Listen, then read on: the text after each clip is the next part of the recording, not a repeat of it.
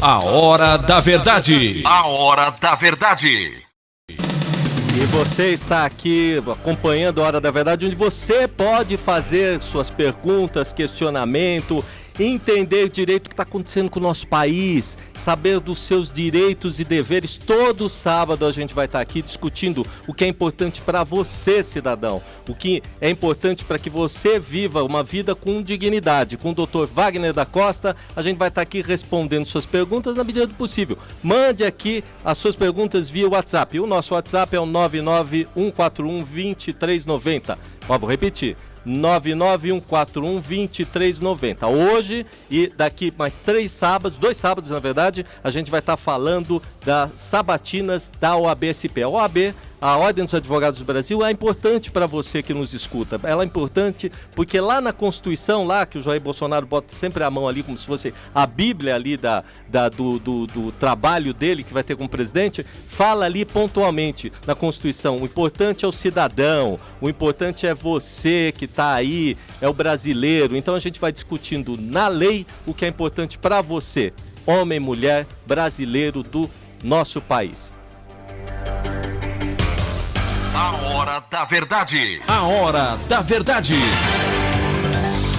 A nossa estreia de hoje aí tem um abraço muito especial ao Patrício, diretor da rádio, né? A gente está aqui com uma felicidade grande, ao Paulo de Abreu, família de Abreu, que acompanhou muito toda a trajetória da minha família, a Cilione no rádio, né? Paulo, um grande amigo, as emissoras dele fazem Cidadania Plena. Tivemos aqui falando com o Paulinho, boa pessoa. Super Rádio é democrática e traz quem interessa para você que escuta aí de casa, que escuta aí do carro, que escuta aí trabalhando, que anda de celular na mão. Dá para você escutar de todas as formas. A Hora da Verdade aqui na Super Rádio. Ó, Dr. Wagner, a gente vai ter bastante trabalho todo sábado, né? O Dr. Leonardo Chica veio no programa de abertura, viu? Dr. Leonardo, parabéns, fazendo cidadania junto. Obrigado. E eu queria aqui, vamos fazer um resuminho da semana aqui? Vamos lá, vamos fazer um resuminho. Eu falo no assunto, o povo de casa. E o brasileiro já está aí acompanhando diariamente, né? Reforma, mudança política. Nunca se discutiu tanto a política no país como nesse momento, né, doutor Leonardo? Nunca se falou tanto em lei como nesse momento. Com certeza. Né? Eu vou dar um resuminho aqui, eu queria opinião, depois o senhor explana, né? Doutor Wagner que está aqui. A gente, pelo menos, para vocês que não conhecem, acompanham pela televisão, pelo menos tem uns 20 anos já que eu ando, doutor Wagner. Não sei como é que o senhor me aguenta há tanto tempo. Mas vamos junto, né? Agora pela rádio.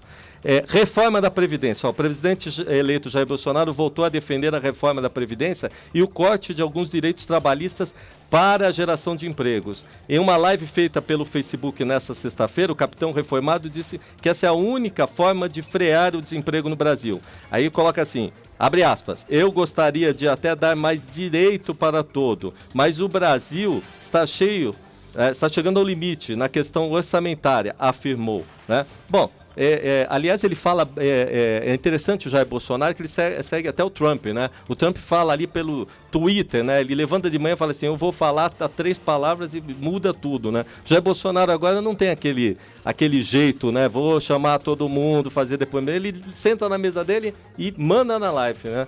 Como é que o senhor está vendo a reforma da Previdência, doutor Leonardo? A reforma da Previdência, a gente sabe, assim, primeiro... A gente sabe que a gente sabe pouco, né? Eu deixaria o assunto para os economistas. Eu sou advogado e criminalista. A gente sabe que a Previdência é uma conta que não fecha, ela precisa ser reformada pelo bem das gerações futuras. Uma Previdência que não seja sustentável, ela compromete o futuro do país.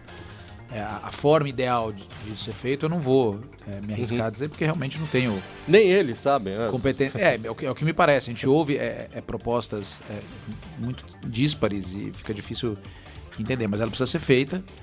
E outra coisa que você falou aqui muito interessante é essa nova forma, né, dos políticos se comunicarem diretamente com a população, né? Que depende do humor do sujeito quando ele levanta. Isso, que é trazido para a internet. Isso é interessante de ser observado e de a gente entender como é que isso está acontecendo, porque isso tem tudo a ver com a sociedade contemporânea, com os jovens, como eles veem o mundo, né? Talvez isso seja importante para recuperar o interesse dos jovens pela política. Talvez seja o lado bom.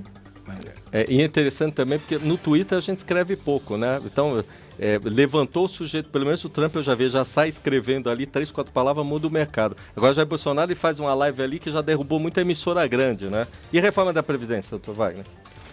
Quanto à reforma da Previdência, eu estou com o Sica, porque eu também atuo muito na área criminal, né?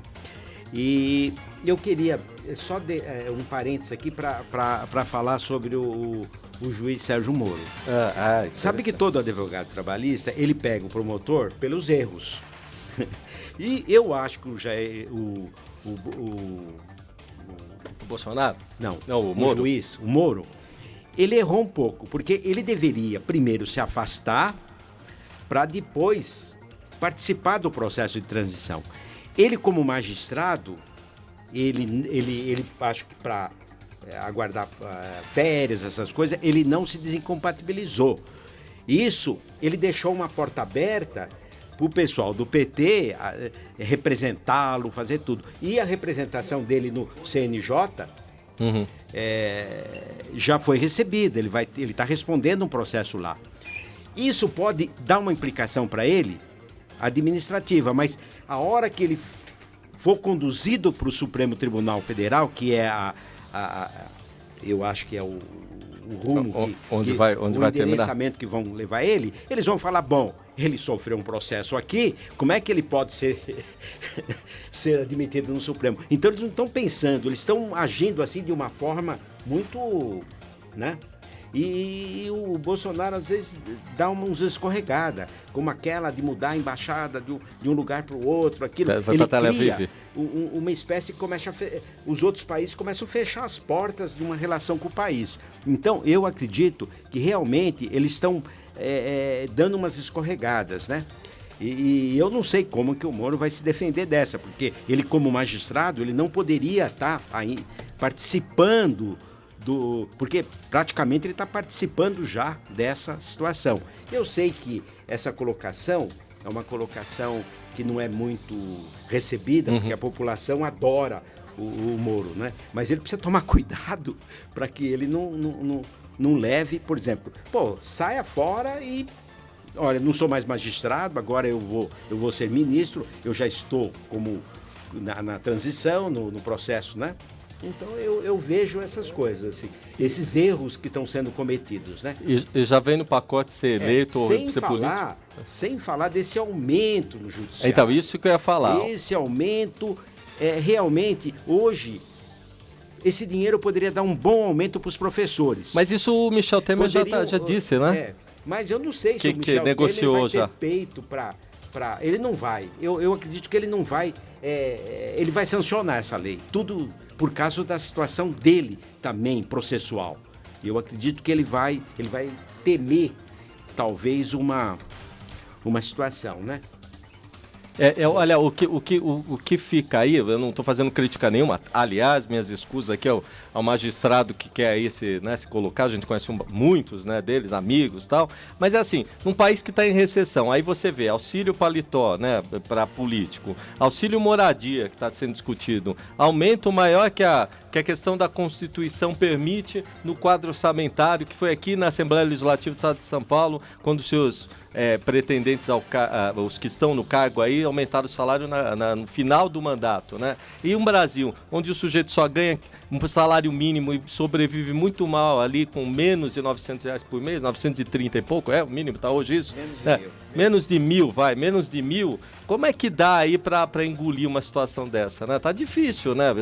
Eu duvido que esse tipo de votação, o sujeito vai no supermercado, vai pagar sua água, sua luz, seu telefone, enfim, vai poder sobreviver com uma situação dessa, vendo que o sujeito está ganhando 30 e poucos mil, auxílio não sei o quê, auxílio moradia, auxílio paletó, auxílio telefone, auxílio de tudo, e aí no fim do mês o sujeito ganha R$100 mil.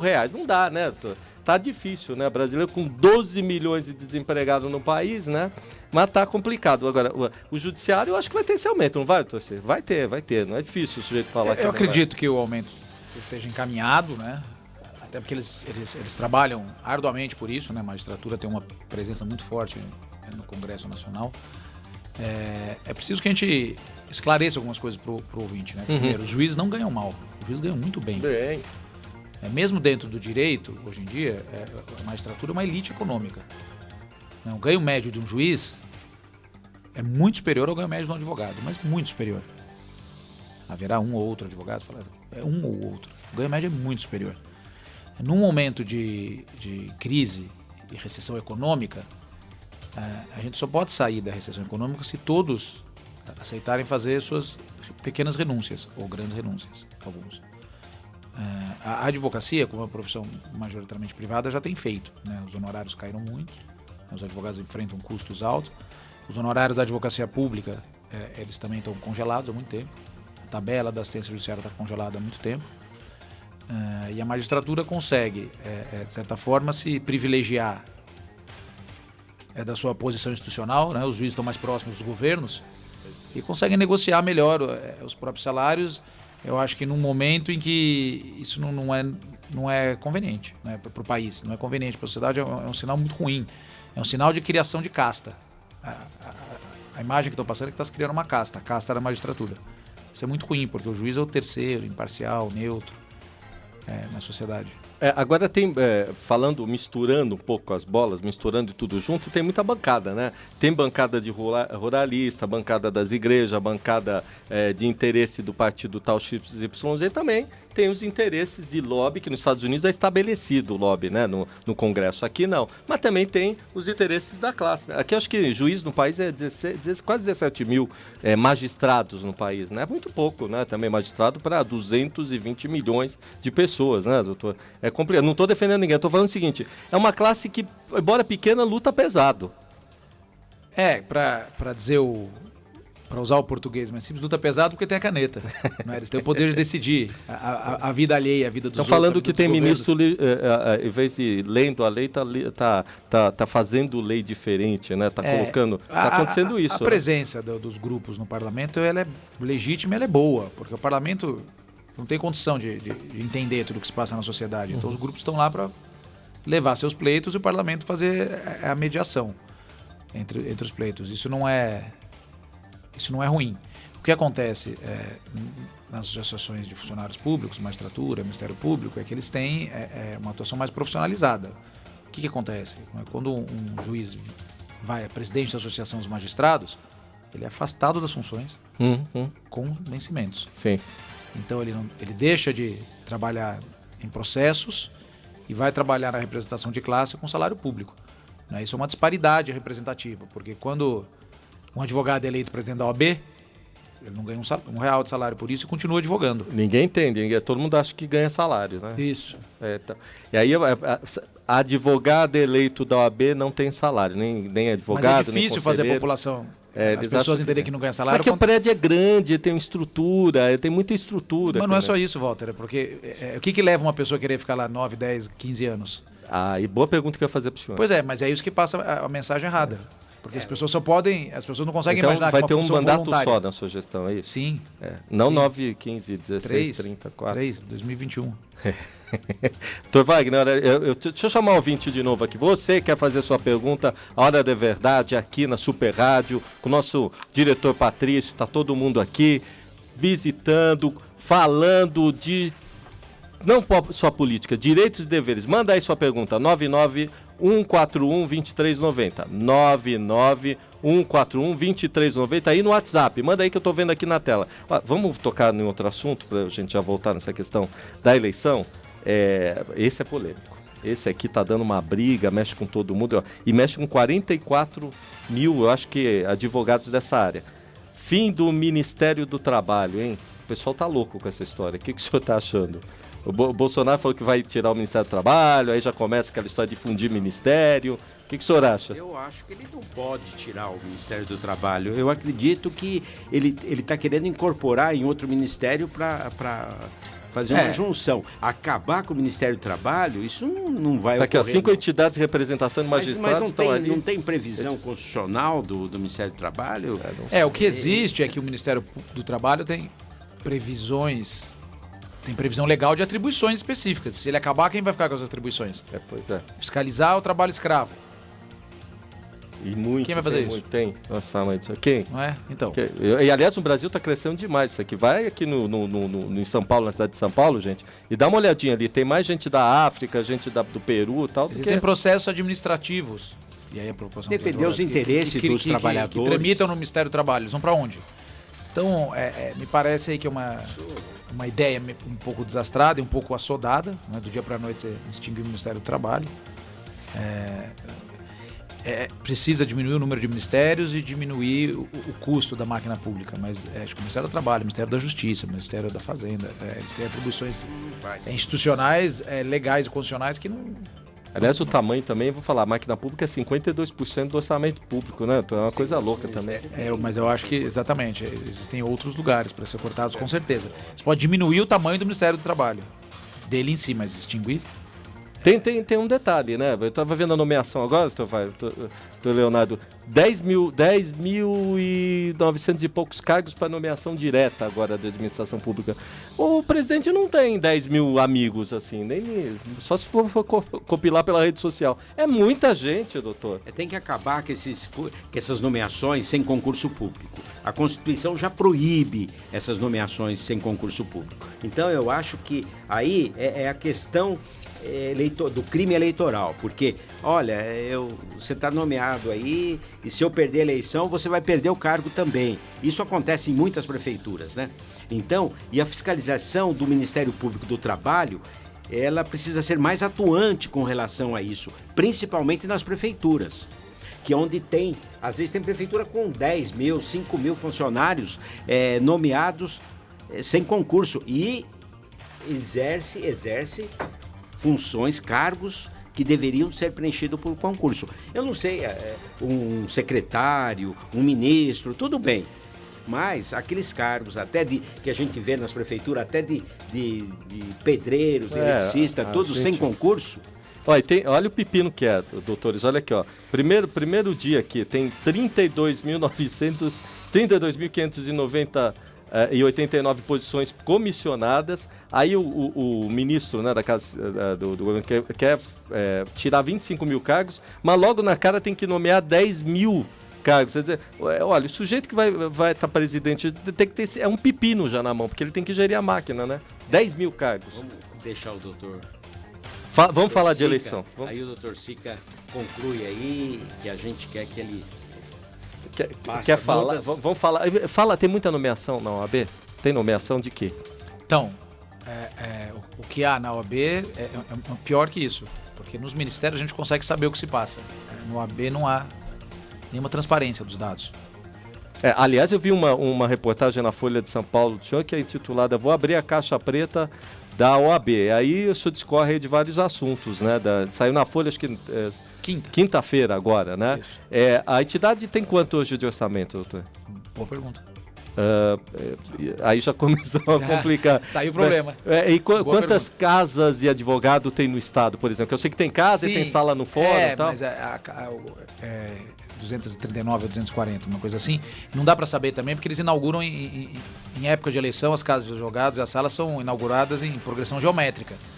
Então, talvez 239 ontem, talvez hoje 241 já, porque... O pessoal não entende muito bem. A OAB está perto sempre do fórum, é isso, né? Não é que é específica de uma cidade, de um bairro, ela está sempre no fórum. Isso, a OAB tem subseções pelo estado inteiro. O Dr. Wagner é o presidente de uma subseção que tem que ter uma sede. Então, Itacoaquecetuba tem uma casa do advogado, que é onde ele atendia os advogados da cidade. Isso é necessário, porque a advocacia é uma profissão muito capilarizada.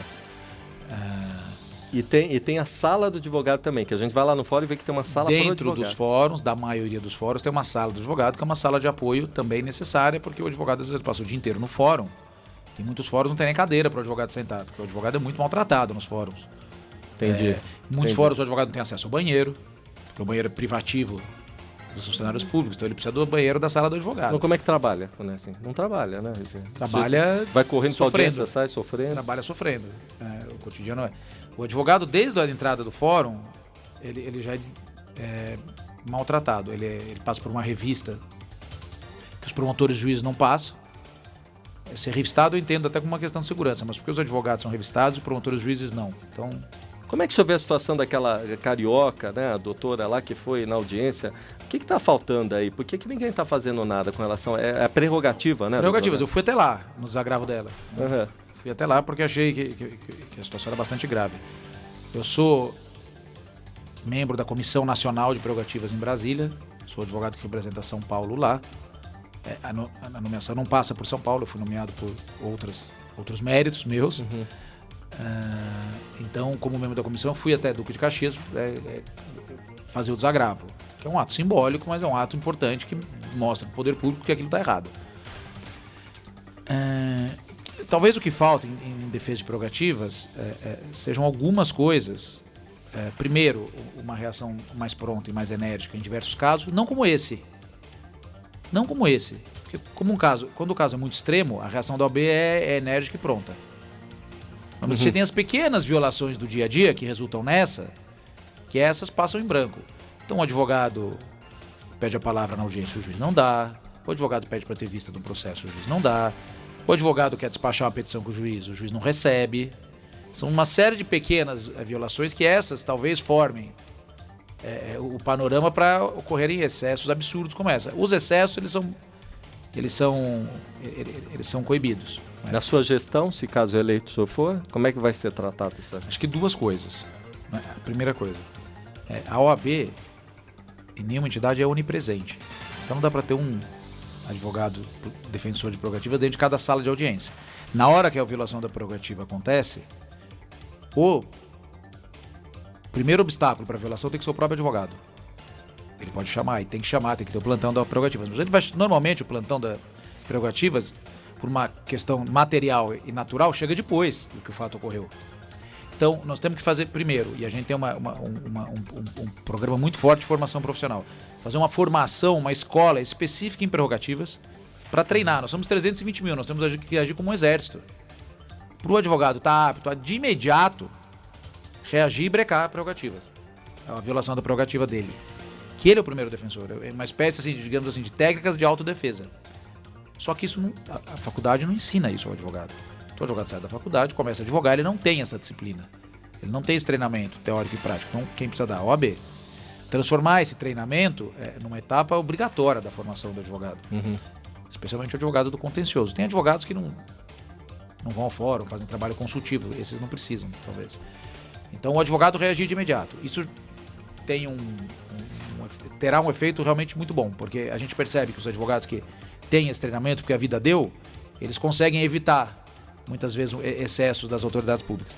E o segundo é lidar com tecnologia. Nossa ideia é criar um aplicativo que possa colocar no celular do advogado e ele imediatamente informar problemas de violação de prerrogativas ou de direitos profissionais para a ordem.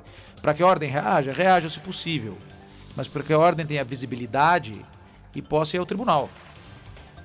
Juízes que não recebem, ou juízes que não estão no fórum. Muitas vezes o juiz não está no fórum. O advogado vai lá despachar com o juiz não está. Ou o juiz não recebe. E a lei, o nosso estatuto do advogado diz que o juiz tem que estar lá e nos receber.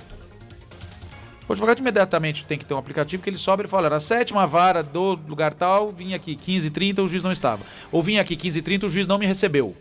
E que acontece demais isso, né? Todo dia. Todo. Se essas informações estiverem reunidas, o presidente da OAB, usando do poder institucional que ele tem, a OAB é muito importante, ele vai chegar no presidente do tribunal, no final do mês, ou no final do bimestre, ou no final do trimestre, e apresentar um relatório grande, específico, e vai dar força. E aí a OAB tem que colocar a força dela. Uhum. Tem que chegar no tribunal e colocar e falar: excelência, está acontecendo isso. Exijo medidas. Mas você tem que ter visualidade do que está acontecendo, onde está acontecendo, até para evitar injustiças. Porque há juízes que recebem bem os advogados. Há juízes que tratam bem. Esses, a gente tem que preservar. Aliás, a gente tem que até premiar. Uhum. Quando estava na ASP, a gente criou uma campanha que chamava De Olho no Fórum. A campanha De Olho no Fórum era uma campanha pelo meio do qual os advogados avaliavam o serviço dos cartórios. Ainda existe. Está rodando esse mês no Fórum do Jabaquara. Então a gente abre a campanha e fala: olha, advogados do Jabaquara, avaliem os cartórios. 5 itens: agilidade, tratamento e tal. Os advogados avaliam. E o que a gente fazia com essa avaliação? A gente premiava o melhor cartório. Ah, interessante. Porque isso é uma forma, uma espécie de ação afirmativa, porque o cartório do lado, que recebe mal os advogados, ele percebia e existia essa reação, a gente percebia. Então também premiar os juízes, os promotores, os delegados, né? que defendem, que respeitam as prerrogativas dos advogados, que são um estímulo. É como a gente faz com nossos filhos, né? Sim. Quando o nosso filho não faz uma coisa certa, a gente não fala, parabéns. Isso é pedagógico. A gente tá aqui com quantos minutos mesmo? Fala aí. 4 minutos para encerrar o programa? Encerrar já. Doutor, sabe o que acontece muito? Os advogados, esses dias eu tive que ver lá chamaram lá para ir correr lá na Justiça do Trabalho, que estava acontecendo isso, e não estava acontecendo nada disso. Eu cheguei lá, a primeira coisa que eu vi na audiência, eu perguntei para o juiz, tudo que está acontecendo aqui na audiência, o senhor está registrando na ata? Porque os advogados têm que ter consciência que tudo que tem na audiência, que está acontecendo ali, registra. O juiz vai registrar. Se você falar assim, para que existe a ata? Então, essa informação precisa passar para os advogados. Treinamento. Para que ele exija que qualquer ocorrência que se conste na ata, né? Porque a ata é para registrar tudo o que está acontecendo ali, né? Então... Muitas vezes os advogados chegam com reclamação de violação de prerrogativa, mas eles não têm a prova. Por causa disso, porque eles não foram treinados como eles fazem. Eles foram treinados para registrar na ata, para exigir esse registro. Doutor Leonardo Sica, chapa 14, 14. Né? A eleição da OAB no dia 29 de novembro, como falou o doutor Wagner. Faltam 3 minutos. O senhor quer fazer uma pergunta específica com relação à eleição, doutor Wagner? Vou deixar o senhor fazer para o nosso... Eu vou deixar para ele as considerações finais para o doutor Sica falar, e realmente o número 14 da chapa, que todos fixem esse número para que no dia não errar o voto. Democrático, hein? Então o senhor tem aí uns 2 minutos aí para... Vamos dar uma explanada aí, eu vou perguntando. Propostas, renovação e transparência. Proposta, programa de devolução, a gente tem uma proposta chamada anuidade de volta. Nós vamos devolver 100% da anuidade paga. Ah, tem isso, quanto cursos, é 1.000 e pouco? 1.000 e... Próximo a 1.000. Cursos de formação profissional e produtos de suporte profissional. Isso é muito importante, como desconto certificado digital, especialmente em treinamento. Então, a anuidade vai virar um crédito que o advogado pode receber de volta. Ele vai lá, ele faz trabalho e recebe a anuidade de volta? É isso? Ele vai ter um crédito no começo do ano. Em janeiro ele paga a anuidade e ele vai ter durante o ano R$900, R$1.000 de crédito vai descontar em cursos. Então ele vai ter um curso de formação em processo civil. O curso custa 200. Entendi. Ele vai fazer o curso de graça e vai restar 800. Ele vai fazer o certificado digital. O certificado digital custa X. Ele ganha um desconto no certificado digital e aí vai sobrar 600 e ele vai usando esse crédito. Tem benefício, Nadia. É bom, isso é bom. Benefício. Participação dos jovens, participação feminina. Porque não tem muito jovem hoje nos Existe uma cláusula de barreira.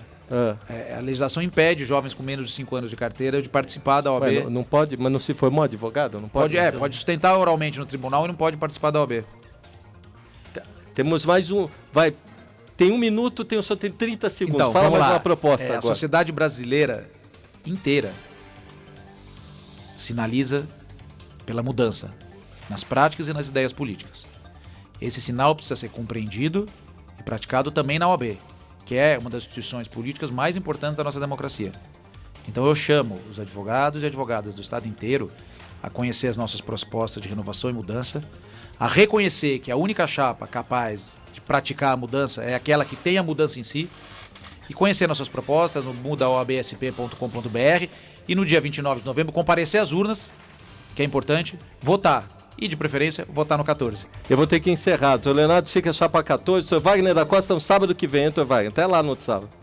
Sábados estaremos aqui novamente e espero que os ouvintes estejam satisfeitos com a nossa transmissão de hoje. Obrigado a vocês. Obrigado, doutor Leonardo. Sorte nas eleições. Até o próximo sábado com você. A hora da verdade. Mande suas perguntas. Gente, bom final de semana. Justiça e cidadania aí na veia. Todo final de semana aqui no sábado. Um abraço a vocês, nossos ouvintes. A hora da verdade. A hora da verdade.